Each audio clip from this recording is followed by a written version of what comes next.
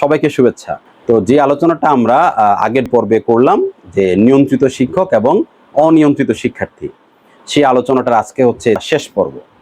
তো যেটা আমরা আগে আলোচনা করে আসলাম সেটার সূত্র ধরেই বলছি, এই যে এতবার পাঠ্যপুস্তক, শিক্ষাক্রম সংস্কার, পরিবর্তন, পরিমার্জন হলো, এর মধ্যে কিন্তু একবারও শিক্ষা প্রতিষ্ঠানের যে কাঠামো রয়েছে সেই কাঠামোটা সংস্কার, পরিমার্জন, পরিবর্তন কিন্তু একবারও করা হয়নি। বর্তমানে আমাদের দেশের এই মাধ্যমিক পর্যায়ের শিক্ষক এবং এই পর্যায়ের শিক্ষার্থীদের বা কিশোরদের বাবা মা যারা আছেন, তারা এক অদ্ভুত অসহায়ত্বের মধ্য দিয়ে দিন অতিবাহিত করছেন। কিন্তু এই যে ভুক্তভোগী শ্রেণী যারা আছে তাদের কথা কিন্তু শিক্ষা মন্ত্রণালয় শুনেন না। কেন শুনেন না?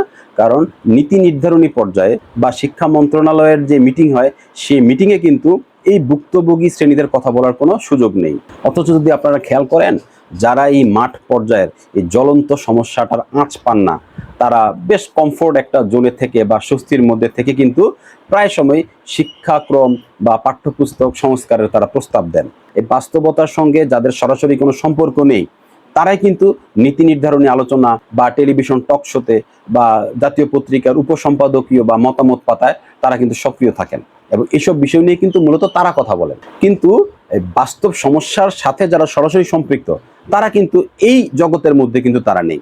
ফলে যেটা হয়েছে সেটা হচ্ছে যে এই বাস্তব সমস্যার বদলে তাদের কাছে সিঙ্গাপুর, ফিনল্যান্ড বা জাপানে যদি তারা কখনো কোনো সেমিনার, কর্মশালায় অংশগ্রহণ করেন, সেখান থেকে তারা যে তাত্ত্বিক জ্ঞানটা নিয়ে আসেন বা পান, সেটাই তারা এই শিক্ষা মন্ত্রণালয়ের সাথে আলোচনাকালে বা শিক্ষাক্রম পরিবর্তনকালে বা পাঠ্যপুস্তক পরিবর্তনকালে তারা তাদের সেই জ্ঞানটা সেখানে ঢুকিয়ে দেন। অর্থাৎ বাস্তবতার সাথে তাদের কোনো সম্পর্ক নেই।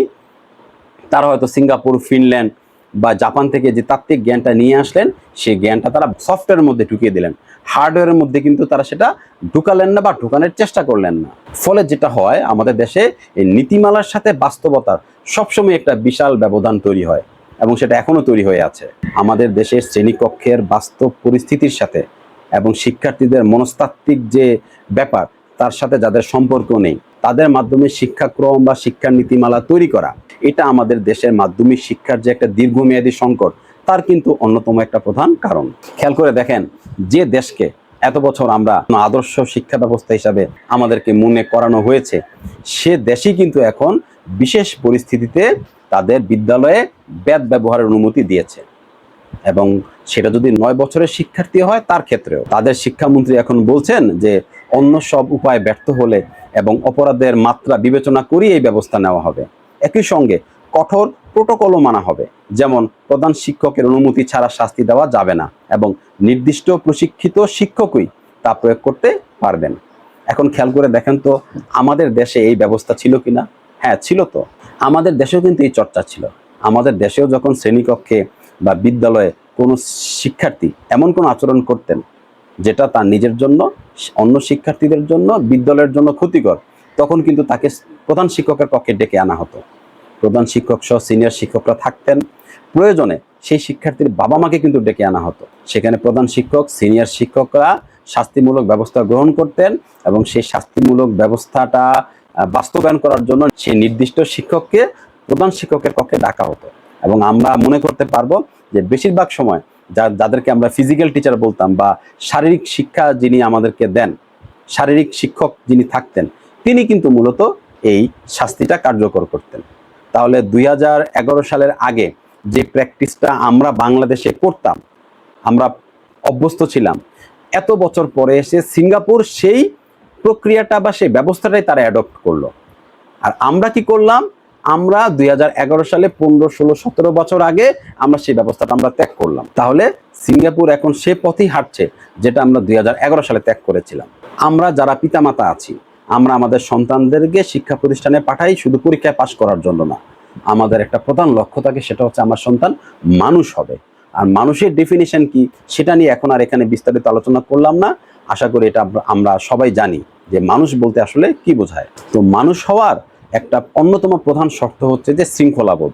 একজন মানুষের মধ্যে শৃঙ্খলাবোধ থাকবে। প্রত্যেক বাবা মা তাদের নিজ নিজ সন্তানকে শিক্ষা প্রতিষ্ঠানে পাঠান এই প্রত্যাশায় যে শিক্ষক তার সন্তানের আচরণ গঠনে ভূমিকা রাখবে। কিন্তু শিক্ষককে যদি আমরা অবিশ্বাস করি এবং সেই শিক্ষকের সমস্ত নিয়ন্ত্রণ ক্ষমতা আমরা কেড়ে নিই, তাহলে সেই শিক্ষক কিভাবে সেই দায়িত্ব পালন করবেন? শিশু কিশোরদের মধ্যে শৃঙ্খলাবোধ একদিনে গড়ে ওঠে না, সেটা ধাপে ধাপে গড়ে ওঠে। এবং এই প্রক্রিয়ায় নিয়ম, সীমারেখা, জবাবদিহিতা অত্যন্ত গুরুত্বপূর্ণ।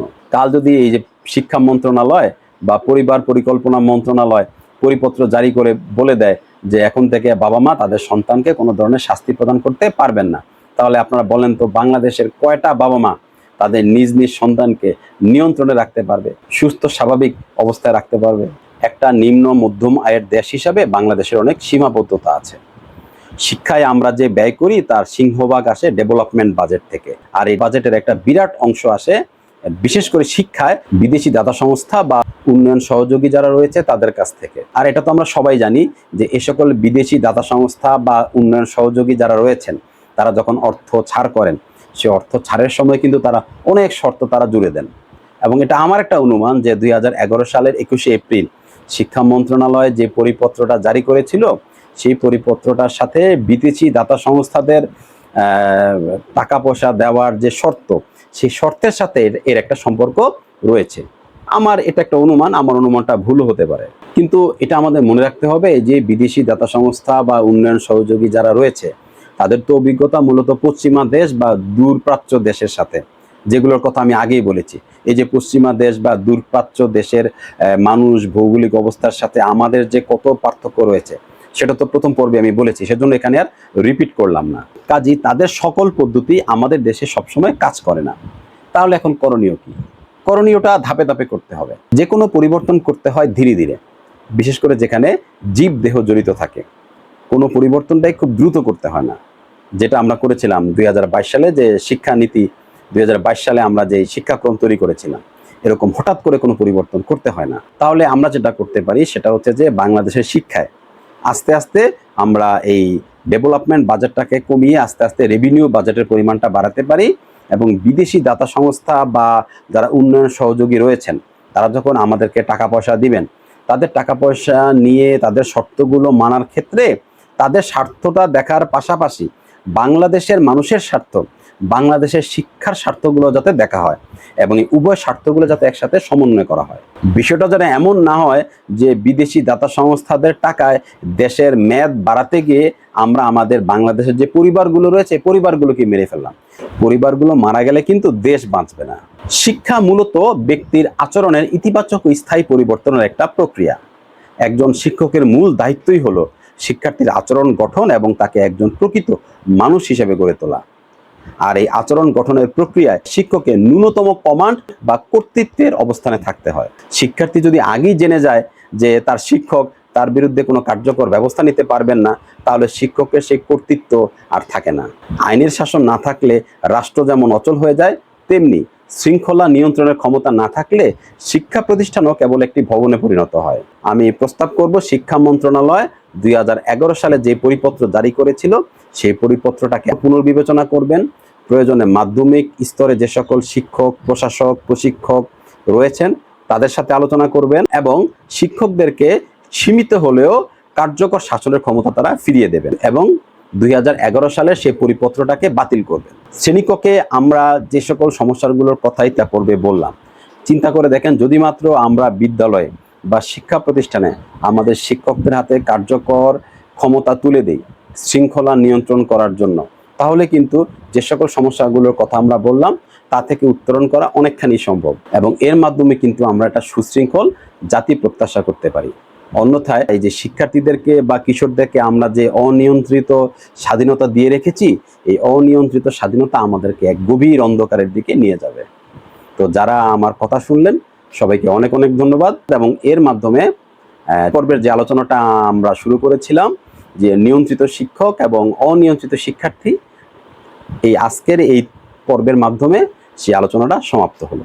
সবাইকে আবারও অনেক অনেক ধন্যবাদ।